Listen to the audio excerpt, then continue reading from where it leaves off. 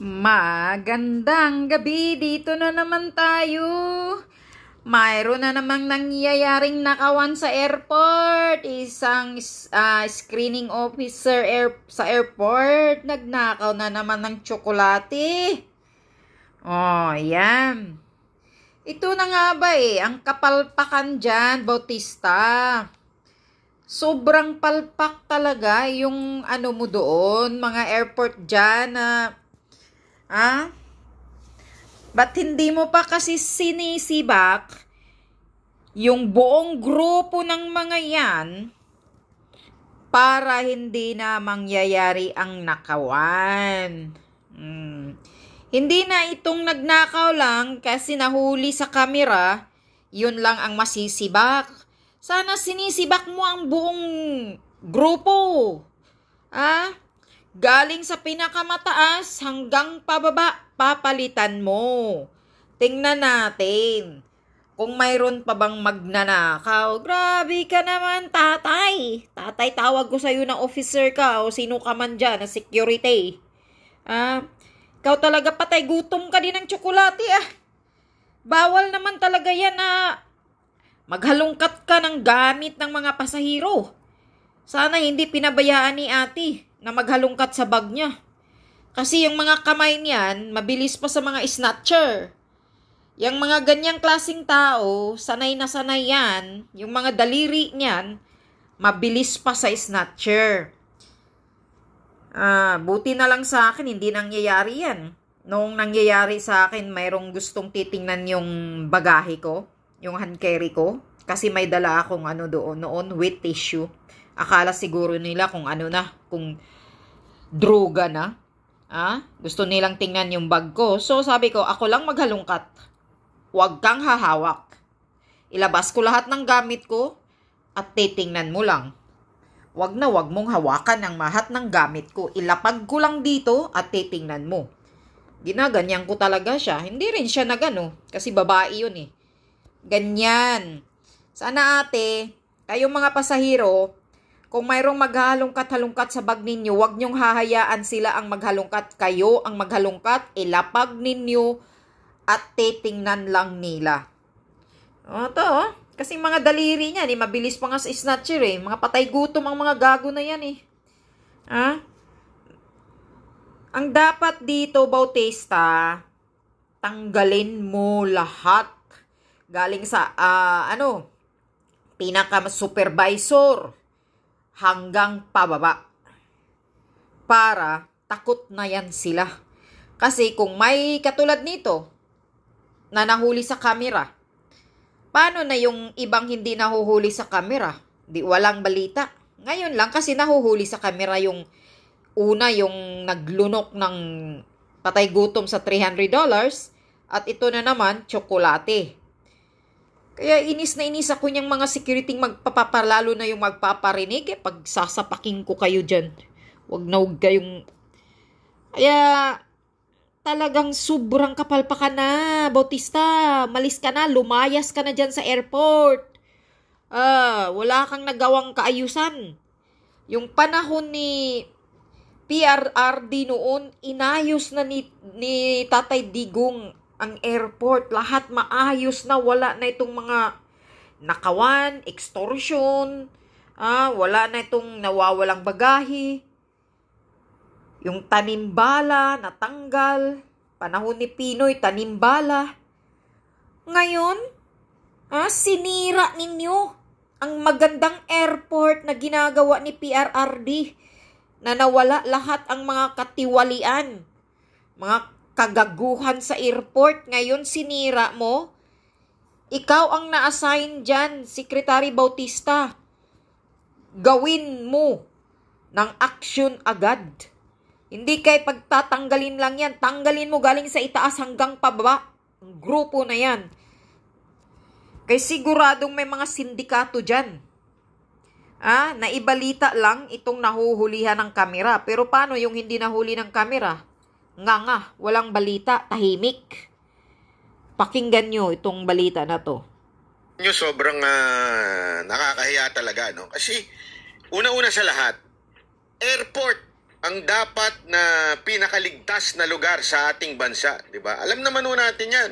Kaya nga dyan sa airport, bawal ka nga humag-joke dyan ng bomba o kung ano-ano man, di ba? Makukulong ka. Bakit? Kasi lahat to kinukonsider na mahigpit ang security dyan eh. Tapos ganito ang makikita natin araw-araw. Correct. As in, araw-araw na atang balita ito. Di ba? Hindi ba kayo naririndi na? Sa araw-araw na lang na balita dito sa airport na meron na namang nahuling magnanakaw. Alam nyo, kung siguro yung magnanakaw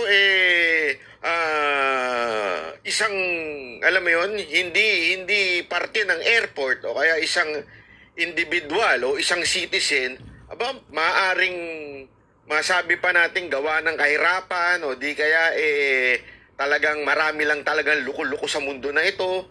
Pero ang problema ho kasi, mismong security ng airport ang paulit-ulit na gumagawa ng katarantaduhan sa airport. Pero tila ata anesthesia ang vitamins ng ating mga opisyal sa airport. Lalong-lalo na ang pinaka-pinuno ng ating DOTR na si Secretary, di ba? Mukhang anesthesia dahil napakamanhid na ho. Kapal ng mukha. Napakamanhid na ho sa panawagan ng taong bayan na siya ho ay dapat managot sa mga kapalpakan dyan sa airport. Alam nyo, sa totoo lang nung panahon ni Pangulong Duterte, talaga naman naayos ho yung airport.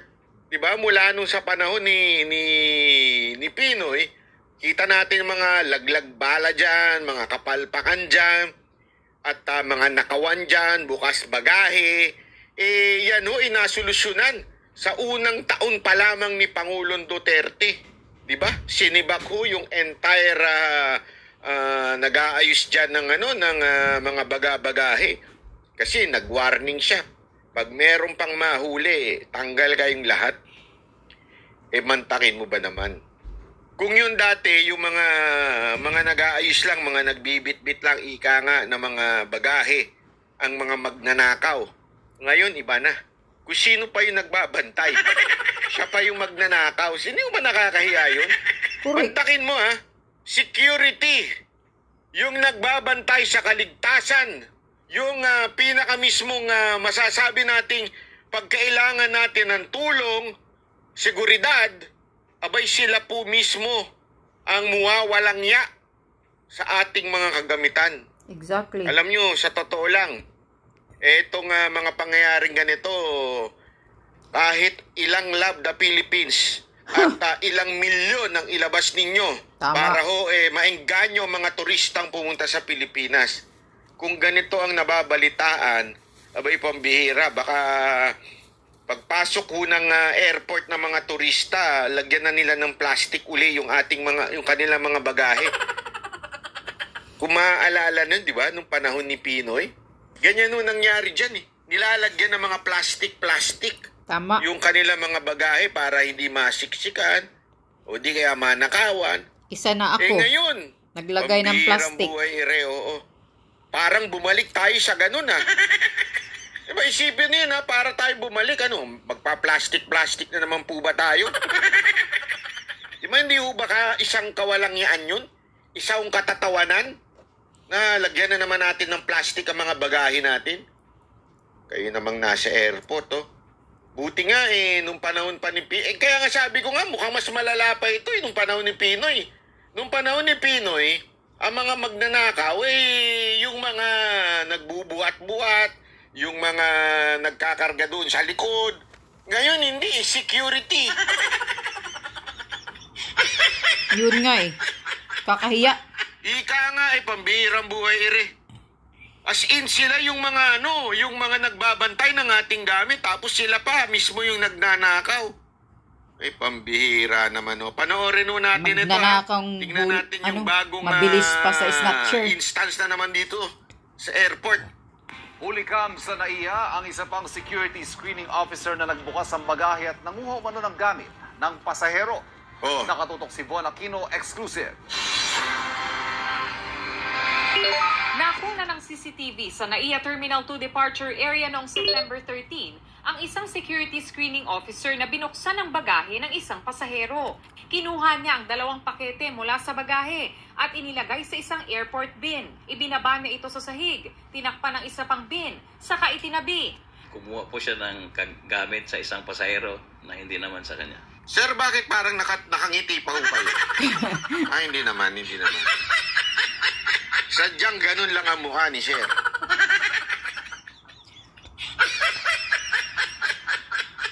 Allegedly, sabi niya, binigyan daw siya. Binigyan naman daw sa kanya. But to us, Ano yung jowa mo? Binigyan ka ng chocolate? Kaya nga. Jowa mo yun, dumaan? Ang bira, oo. Hindi, feeling ko lang itong kung sino man itong security na to, it's either patay gutom ito o di kaya may kabit to. Yan.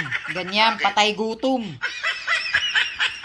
Kasi kulang yung binibigay niya sa jowa niya, kaya kumuha siya iba, pambigay sa iba. Ibibigay yan sa Bira, kabit. oo. Yung ganyan Alam yan. mo, hindi ko maintindihan itong ating, sino ba itong administrator na ito sa security, sa OTS? Hindi ko maintindihan, ba't nyo bine-blur pa yung pagbumukha niya mga animal? Yan. Huwag i-blur ang mukha. Hindi, alam nyo, hindi sila nahihiya sa ginagawa nila, tas i-blur ninyo. Huwag nyo Tama. na i-blur, ilalabas yun na rin naman eh. Ano yan, Japanese? Japanese ho ba yung security nyo doon, naka-blur yung mukha? Pambira naman kayo, sir. Oh. Kahihiyan yung ginawa nila. Dapat to ilabas, ipaskil sa airport. Mag-ingat sa taong ito. Hindi na to involved dito. Ganon, hindi na namin ito empleyado. Kasi alam mo, kulang na tayo sa kahihiyan eh. Yan ang totoo. Kulang na ho tayo sa kahihiyan. Correct. Kaya dapat, bigyan natin ng hiya ito mga walang yang to. Sa akin eh, ginawa nila yan eh. Di panindigan nila. Yun. Kasi unang-una, baka sabihin eh, ang palusot niyang animal na yan, sigurado sasabihin niya, hindi, binigay lang ito sa akin, inabot lang ito, pang merienda, ika nga. Gayong pa man, hindi ho tama yun. Bawal ho yun, di ba? Alam mo naman natin, bawal yung nagbibigay sa mga ganyan-ganyan.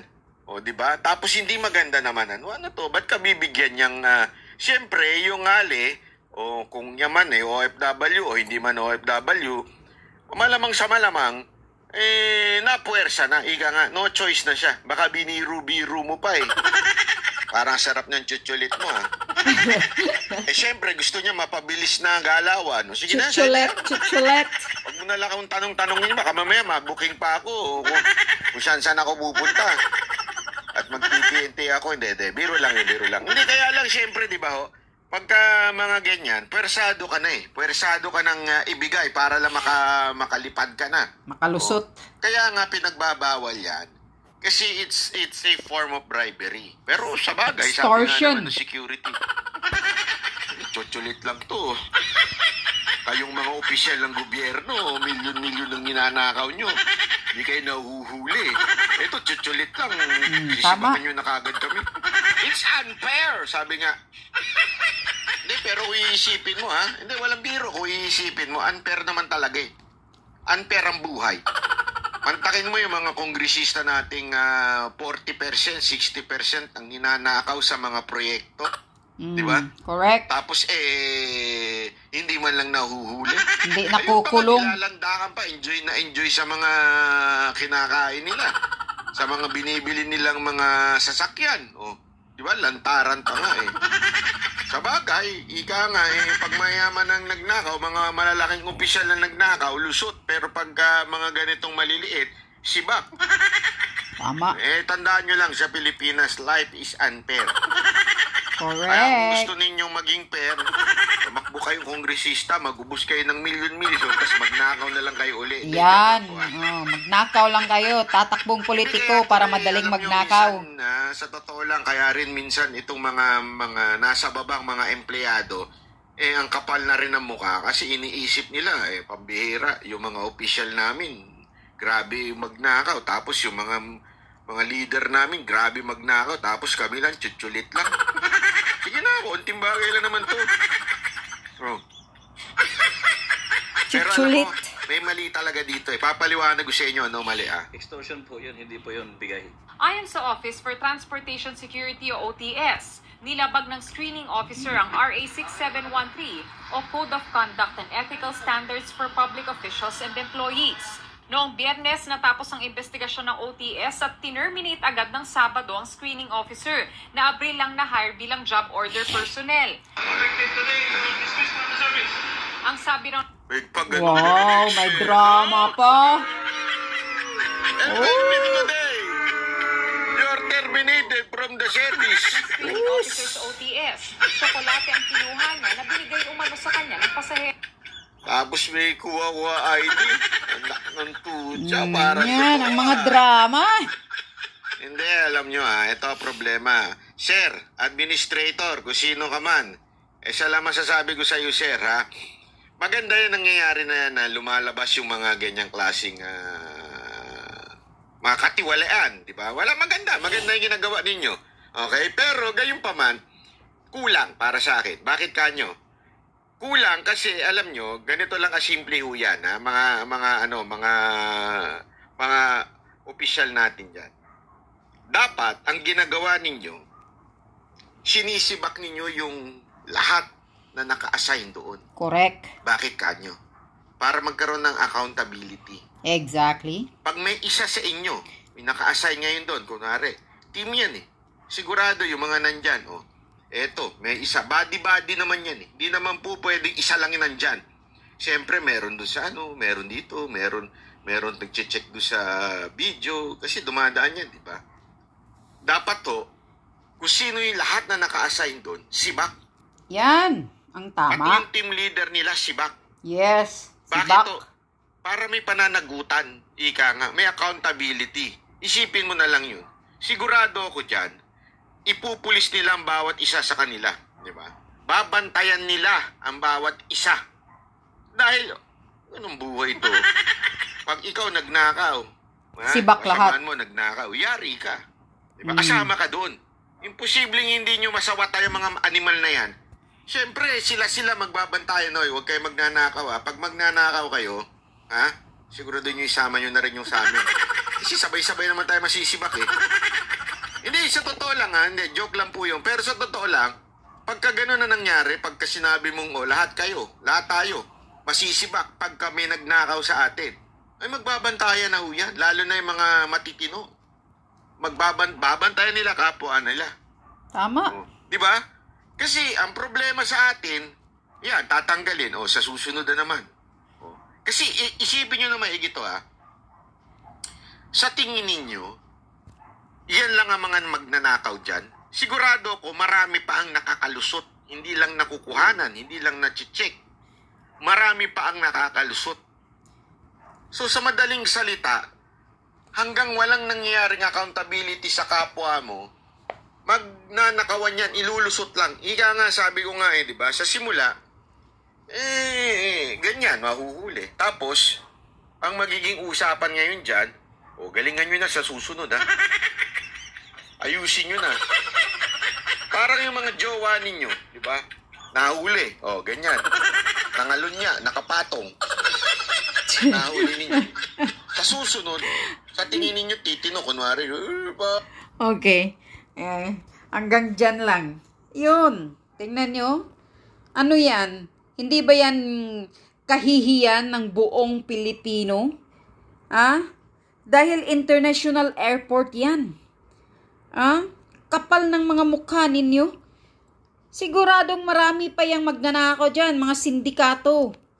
Kaya pag hindi mo sisibakin Bautista, yung buong grupong mga yan, kung sino yung nagnakaw, nahuling nagnakaw, tapos sibakin mo galing sa taas hanggang pababa. Siguradong mga sanay na yan. Ngayon lang yan nahuhulihan ng kamera. Kapal ng mukha, mga patay gutom, nakakahiya sa buong Pilipino. Yan ang Love the Philippines. Yan nga ang sinasabi ko Love the Philippines. Kahit ano pang slogan ang gagawin ninyo, tourism, na maganda. Wala pa rin mangyayari dahil pag bagsak pa lang ng mga turista sa airport, Ayan na, ninanakawa na, ini-extortion nyo na. Di ba kayo nahihiya dyan? Nagbibigay ng kahihiyan sa buong Pilipino itong mga ginagawa ninyong mga siraulo kayo, mga security kayo. Bis na dapat kami magtitiwala sa inyo dahil security kayo sa airport, pero kayo pala ang mga isang magnanakaw, daig nyo pa yung mga snatcher, bilis ng mga kamay ninyo. Di kayo nahihiya? In public, ginagawa ninyo. Sobrang mga patay gutom ng mga hinayupak na to. Nakakahiya. Nakakahiya sa lahat ng mga Pilipino. Mga walang hiya. Sinisira nyo ang pangalan ng Pilipinas. At pati kami, damay-damay kami sa ginagawa ninyong kalukuhan. Mga tarantado kayo.